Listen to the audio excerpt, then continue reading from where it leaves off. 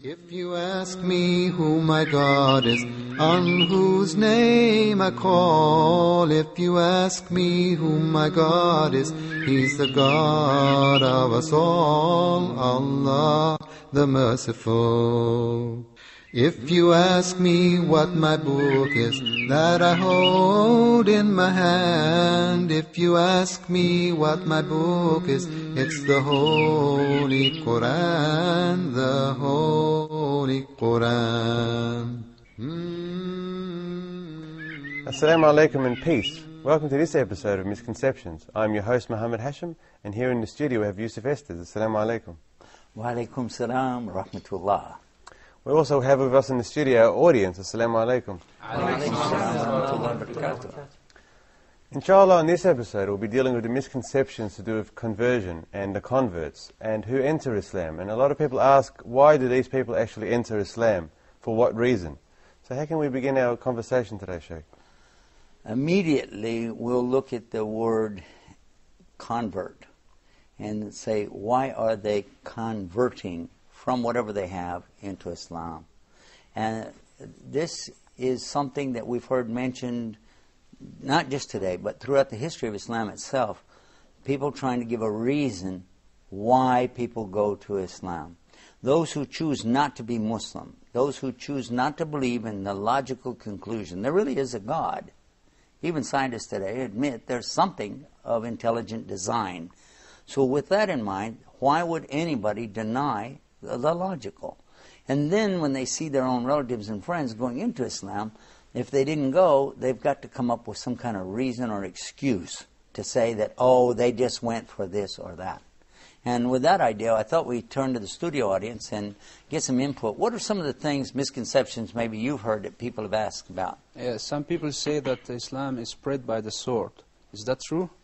Yeah.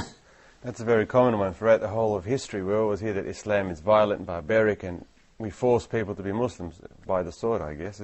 What can we say about that? Let's consider the word itself, sword. And think about the fact that in Arabic language, there are many words for sword. The Saif, that's the most common one, Saif. Another one is Hussam.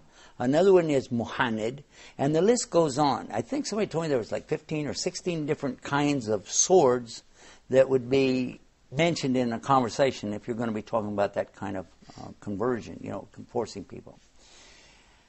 And when we look to the Quran itself and examine it closely and then compare it to what we find from the Old Testament and the New Testament of the Bible, we find that the word S-W-O-R-D, just the word sword alone, appears more than 200 times.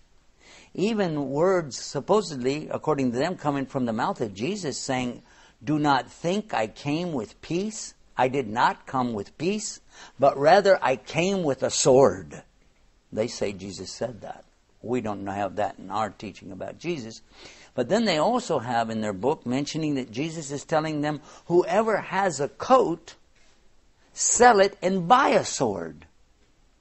And then another passage in their book saying that they're having an altercation at Gethsemane, and a sword is flying around out here, there's, fighting going on, and one of the people gets his ear cut off. So, I think if somebody wants to talk about Islam being spread by the sword, we should compare it and see how much more aggressive maybe we would be than what we've heard here from the other books. When we look to the Quran, we look through all 604 pages, and we find what? Not a single word of any of the meanings of sword is in the Quran. Not one. Not one. Not one. So, now in a translation, somebody added a word sword in one of the verses talking about the one who was a disbeliever who killed a camel and said he pulled his sword out, but it doesn't say that in Arabic. But this is a translation anyway. So if you realize that there's no word sword, now we need to look and see exactly what does the Quran tell us about people coming into Islam. It tells us about calling people to Islam in a way that's better. It tells us to use wisdom even when we're calling people to Islam. It gives us instruction how to deal with people in a better way, a kind way, and a concise way to get a true message across. One of the most important things that I found, formerly coming from a missionary concept that I had of Christianity, is that Islam forbids the idea of lying to get people into your religion. You can't not just say whatever you want to say or give a meaning to something. This is clear from the Quran. Ya ayyuhalladhina amanu, O you who believe, attaqallah, fear Allah, as He should be feared, of course. And then, وَقُولُوا قَوْلًا سَدِيدًا, and always you have to say the truth. If you understand this, you cannot be a believer and lie. And this is not just in one verse, it's throughout the entire Quran. Again and again and again, talking about liars, liars, liars, and they are going to hell. It wouldn't make sense to bring someone to something like supposedly good with a lie, would it? You can't force anybody to Islam anyway. Two reasons. One, the Quran says, La ikraha fi din. There's no compulsion to come into the way of Islam. There's no compulsion, no forcing. If they do, it's not Islam anymore. Why? The word itself, and this is the second point, the word itself, Islam, does not translate to English, as we mentioned in other programs, because of the depth of meaning. It takes a compound series of words to really say Islam. From aslama, the verb. Aslama, look at this, is surrender, okay, submission, obedience, but not to the humans, not to creation, but to God, the Creator. But look at this word, sincerity. Sincerity. How do you force somebody to be sincere? Tell me. And that's totally impossible. And then, of course, the word peace is there, but only if you have the other four words. So immediately, brother, you can tell the people it's impossible to have a forced conversion to Islam. Do you have a question, brother? Anybody? Yes, I have a question. Go ahead. Did they enter Islam for money or marriage? They enter Islam for money or marriage. I've heard that before, where people enter Islam for a benefit, whether they're going to get a certain amount of money or they're just going to get married to someone. Yeah. I actually have seen people talk like that and say, well, the only reason he came into Islam is because he knew that the girl couldn't marry a non-Muslim. Yep. So he said, I'll be a Muslim so I can get married. Just get married to her. Yeah, or if somebody did it to better their financial condition. In this case, then it would not be what? Sincere. It wouldn't be accepted at all, would it? Yeah, that's part of the word, though, sincere. How can you be sincere for Allah if you didn't do it for Allah? So it would negate it. You could look like a Muslim, buy a Muslim costume and walk down the street with a turban on your head, buy a Santa Claus beard and put it on and go, MashaAllah, Alhamdulillah, to everybody you see, Assalamu alaikum, and pretend, but the heart wouldn't be there. The key to be a real Muslim is the heart. Now, it does require a follow-up. As we mentioned in other programs, you have to have beliefs and actions. But it starts with the heart. If you can't get the heart right, then just stop, wait, and don't move. Because it's not Islam. What about another question? Yes, I have a question, Sheikh Yusuf. Some people say that others who entered in Islam because they are crazy. Crazy? Yeah. I've heard... Guess what? You know what? That happened to me. That happened to me. Some people said, well, he must be crazy. Why would he go when he has all of this? We used to have the Estes Music Company, the Estes Pianos, Estes. So here we have this really a musical empire going. I come into Islam. Not only did I go to Islam, but also I went in and gave up everything in the music industry. You must be crazy then. Must be crazy. That's exactly what they said. Now, on the other hand, look at this. When Cat Stevens entered into Islam and became Yusuf Islam, they said, oh, maybe he was on drugs. Yeah. They said that. They said he must have been on drugs. Yeah. They knew about him being in the hospital. He had TB or something like this. And so they started trying to spread rumors like that. Oh, he's a drug addict. That's why, And now, what about another one? Cassius Clay. Cassius Clay, the famous boxer, he became Muhammad Ali, right? You know what they said about him? Too many shots to the head. He went crazy. Exactly what you're saying. But, by the way, none of that would have counted as Islam anyway, because you have to know what you're doing to accept Islam. If you don't have presence of mind, it doesn't work. It really doesn't. I guess people are just surprised how you can just kind of change your whole lifestyle and live a more simple life or a different life. Yeah, the idea of being a convert, though, is really misunderstood in a number of ways. Because the word itself... Sorry, just while we're saying that, is it convert or revert? I've also heard revert. You're reading my mind. I was going to that. That's. I love that when you know you're thinking something, somebody else say the same thing. That's exactly where I was going. The idea of a revert. You've heard people say that, right? Revert. Well, why revert? Because revert means to go back to something you had before. You know, and Islam is teaching us that every single child is already born in the condition of Islam. The condition in Arabic, of submission. They're born to submit. Yeah. They say fitra. Okay. Did I say it right? Yes, fitra. fitra. The fitra of Islam. It means that when a child's born, they're innocent. Now, this is common sense. Even if a lawyer is pleading your case in court, he'll say, my client is as innocent as a newborn baby. Wouldn't they say that? Yeah. So this is so innocent. As a what? Now, in some other religions, they say that the baby starts out born in sin, taking the sin of the parents, carrying forward sin that started with Adam, things like this. We don't have that. We have that each one is completely clean and free from each other's sins. Whatever the parent did does not get passed on to the child. And also whatever that child does doesn't pass on to brothers and sisters or to the parents. Each is independent from the other's actions because you and I are each accountable for what we do. Unless we come up with something and teach other people to do it, then we would get punished for that because that's also from us. Yeah. But there isn't anything about being born in sin. It's actually being born in such a state of innocence. It's called Islam itself, which is surrender to Almighty God, submission to His terms and conditions, obedience completely as much as a baby could, and then being sincere. Nothing's more sincere than a baby either. They're very straightforward. You never saw a baby try to pull something on you, right?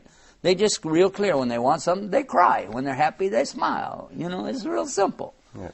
And this is the status of a true Muslim in the heart. So we're seeing that a child starts that way. Now, when you come into Islam, it's to come back to this innocence, to come back to the shyness of the small child, to come back to this idea of knowing, real simple, right from wrong. Children know innately, that's wrong, this is right. And they catch the concept, yes, no, yes, no. Along the way, though, they begin to learn from adults and other people these different ways of beginning to manipulate the truth. For instance, you take, like, you tell a child, tell the truth, always say the truth. But then all of a sudden a phone call comes and the father's going, tell him I'm not here. Tell him now the child's going, but you're here. My dad's here, but he's telling me to tell you not. No. So that won't work. Exactly. So Prophet Muhammad said, peace be upon him, every child is born on the natural inclination of Islam, but the parents will raise them up to become something different, Jew, Christian, fire worshiper, whatever. On that note, Sheikh, we're going to take a quick break. You're watching Misconceptions with me, Muhammad Hashim, and of course, Yusuf Estes. Assalamu alaikum.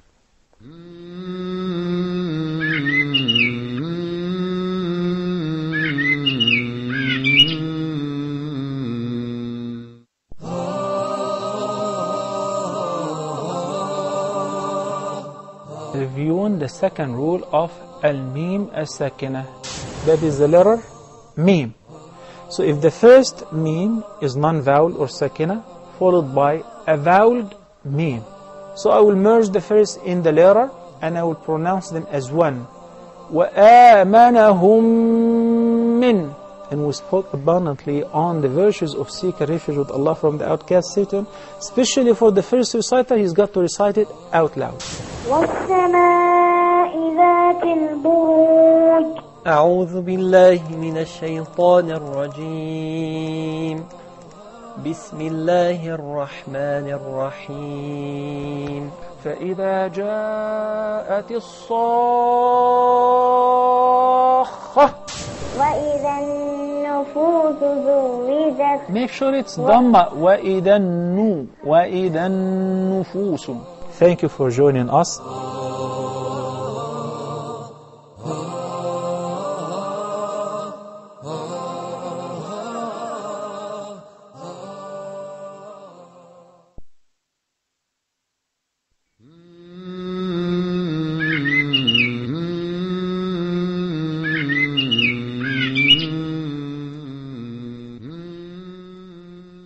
Assalamu alaikum and welcome back. You're here watching Misconceptions with me, Muhammad Hashim, and of course Yusuf Estes.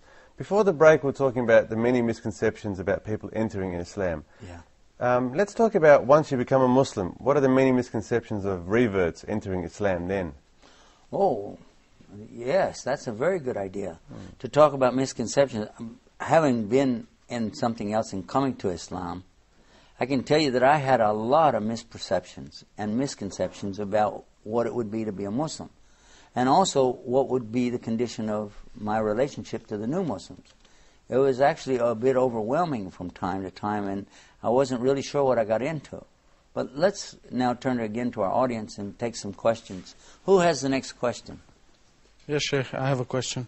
Please. How about the problems that are facing new Muslims in Islam, like fasting, hijab, circumcision? How do they perceive it?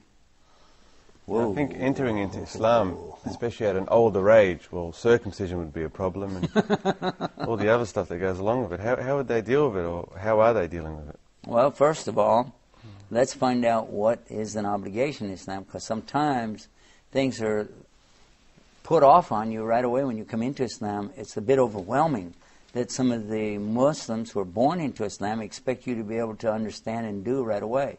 Like, for instance, I remember somebody handing me a Quran and wanting me to sit and read. And I opened it up and I said, where's the words?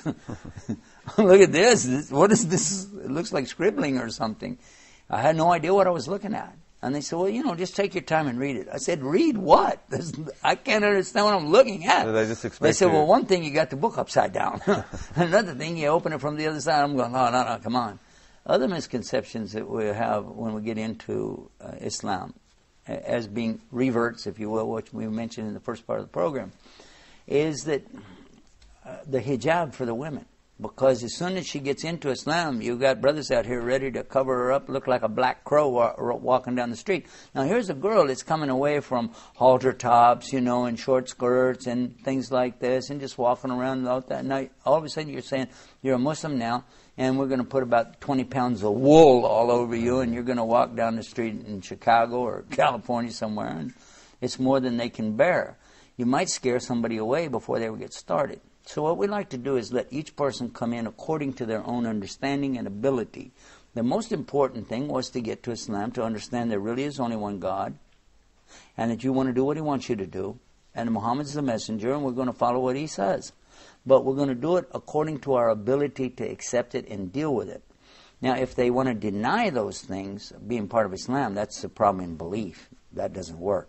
But if they said, yeah, I believe it, but I'm just not ready for that yet, then we're going to be patient with them and help them in any way we can. We like to help the ladies, for instance, by having different alternatives in colors of their clothing and fabric that they might like to choose. Also, considering where they live, like in some countries it's even illegal for a woman to cover her face or cover her hair or even wear hijab altogether. So we want to consider what their background is and what they can deal with. But if they're able to handle it right away, again, we'll tell them, take it step by step. If she said, well, I just want to do everything all at once and go straight from a bikini into burqa, you'd be like, hold on, take it easy, because once you start, Islam is not really set up for you to back up. It's no reverse gear. So go in slow, take your time. Now, when you come to the subject of circumcision, definitely this is something you could scare somebody away from Islam in a hurry. As soon as you whip out the knife and you say, okay, guess what? Oh, you're a Muslim now, come on. Another problem is female circumcision. This is not Islam. This is nothing in Islam telling us to do this to women. And this is something coming from cultures, and especially like places like Africa and so on, where they did that from idolatry and paganism. So how do we handle that? Understand from the beginning it is a sunnah, something that if you do it there's a big reward. But there's nothing Islam said if a man didn't do it, he can't be a Muslim anymore. There's nothing Islam says if a man doesn't do that, he's not a Muslim. I mean, that's a very important point, because not many people know that. So if he can't do it, if there's some problem, then okay. But if he says, I wish I could do it, but if I do it, I have diabetes, for instance, or something, and this would cause a serious problem or might open up an opportunity for serious sickness or death, okay, in this case, take it easy. Nothing in Islam is telling you to hurt yourself. But if it's not a difficulty, We can understand what's going on with that and arrange for that. They should do it. So there's nothing to fear when a new revert is entering Islam? There's not supposed to be. Not supposed to. I say that because there are other things that could come up, the misconceptions that Muslims themselves have about a revert and what you're supposed to do or treat them. The expectations. What you are supposed to do is treat them. Treat them good. Take them to eat. Take them out to share and learn about Islam, to help them buy books, help them get the proper clothing that they'd like to have, show them how to pray, spend time with them teaching them how to pronounce words, helping them to feel good about being a Muslim. But not going overboard and saying, okay, brother, you have a picture on your wall, you know, of a bird or something. That's got to come off or you're not a Muslim anymore. Okay, take it easy, you know. And especially as you live in a house with other relatives who are not Muslim, you know. And, oh, you have a TV set. Oh, brother, we have to throw the TV set away. Now, by the way, because this is a TV show, obviously I'm going to be in favor of the TV, but only for our program. Only for this program. Yeah. But I think it's important also to take another question at this stage. What do you have, brother? Yes, I have a question. What about if they want to leave Islam? What if they want to leave Islam? Yes, like Apostasy. killing them. Yeah. If they want to go out of Once Islam. they get into Islam and then they decide it's not for me, I want to kind of We've back talked out. about it in some of our other We programs. have. The word is murtid. If somebody becomes murtid, goes out of Islam, what do? Immediately, this is where the media, the politicians, and the attackers against Islam, other religions, come and say, look, these guys are going to kill you. If you get in, they're going to take a knife and cut you one way. If you go out, they're going to get a knife and cut you another way. Does that scare a lot of people for not entering in the first place? I don't think it scares anybody really who's serious about it. I think it would be a concern, as it was for me. Because I was told that if you go into Islam and then leave, the penalty is death. That's what I was told. And I said, well, okay, let me keep thinking about that for a while. Then I came to understand something on another level. This is not what it sounds like. If a person doesn't want to be a Muslim anymore, they're not. The instant somebody doesn't want to be a Muslim, they're not. Why? Because the sincerity ended. The minute within themselves. The minute that the person is not sincere anymore, that's one of the 5 ingredients, it's not there. He said, I don't want to be a Muslim. He's not. In fact, and now if he wants to go back into Islam, he wants to get his prayers accepted and so on, he's got to make a new shahada. Where the problem comes in is people who go into Islam overtly making a lot of falderall about this thing. Look, I'm a Muslim, and then they go out the same way. Oh, I don't like Islam, I don't want to be a Muslim anymore. Come on, you guys go with me. Well, this is the whole concept now, isn't it? It's the idea of taking other people out, causing other people to doubt that there's a God or that Allah is the one sending Quran, things like this. So there were people who did this, not just to Islam. There were people who tried to do that to the Christians. There were those who came and twisted the message of Jesus, hoping to mess everything up for those people. And then what that does, it caused people to go out. So they couldn't get them out one way, they take them out another way from the inside. So if somebody's working on destroying Islam from the inside, yes, they could easily be put to death, but who by who? Now let's stop. Remember, you have to have proper emirship or a khalifa. And you have to have a hakim, a real judge. It's not a vigilante operation. This is so many times we've said it. Islam is not about vigilantes. None of us could go out and do anything to anybody else. Not even punish them for drinking alcohol or anything. You just cannot do that. Which brings us to another misconception. What about drinking alcohol and they're going to beat me up and I'm trying to get off of it? No, we'd actually help them to get off of the alcohol, cigarettes, or whatever else they're doing. We wouldn't be punishing them. So if someone enters and they still smoke or drink alcohol... Brother, you got Muslims, born Muslims, smoking and nobody's doing anything to them. Well, come on. We should be encouraging each other to get away from them because it'll kill you. It's a bad thing. It's definitely haram, but still, get the balance. That's what I always say, get the balance. But before we wrap up, let's take one more question. I've seen, if we continue on this subject, I've seen a lot of new Muslims. They believe that every Muslim follows Islam and that every Muslim knows everything about Islam. And whatever he does is Islam. That's a really good point because people just think because you're a Muslim, you're perfect or you have to be perfect. Yeah. You yourself were born Muslim. You can answer that one. Is it true that all Muslims know everything about Islam? Certainly not. No. It's a lot of hard work. And yes, it takes time to learn Islam. And don't just think because he's wearing a kufi on his head or a turban and he has a beard and a long dress on that he knows everything about Islam. Some of the biggest scholars I met, you wouldn't know him from anybody else walking down the street.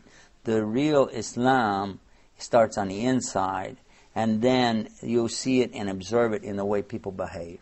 And I wish we had more time on this because I'd like to go into it depth. But what I always encourage all the new Muslims, go to the website called convertsreverts.com. That's Reverts. Yeah, it's two words but jammed together. Convertsreverts.com. You'll find a whole series of videos of many people telling their story of coming to Islam, problems they face, delights that they found, the good things in Islam, problems with family, things like this. You get it all there. Convertsreverts.com. Thank you very much, Sheikh. We've run out of time, unfortunately. You've been watching Misconceptions with me, Muhammad Hashim, and of course Yusuf Estes. Assalamu alaikum wa rahmatullahi wa barakatuh. If you ask me who my prophet is, I will say, haven't you heard? His name is Muhammad, a mercy to the worlds, a mercy to the worlds. If you ask me who my enemy is, I will say, don't you know? If you ask me who my enemy is, he's that same old devil, that same old devil.